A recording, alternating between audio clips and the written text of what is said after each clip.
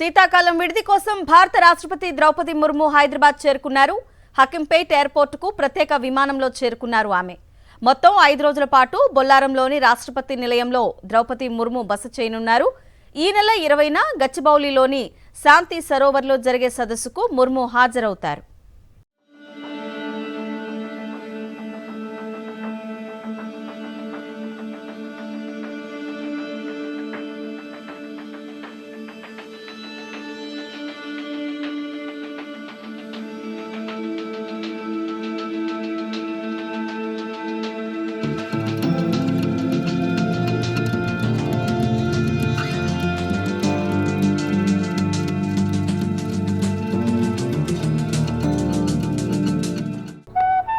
శీతాకాలం విడిది కోసం భారత రాష్ట్రపతి ద్రౌపది ముర్ము హైదరాబాద్కు చేరుకున్నారు. ప్రస్తుతం మనం హకింపేట్ ఎయిర్పోర్ట్లో ఉన్న విజువల్స్ చూస్తున్నాము.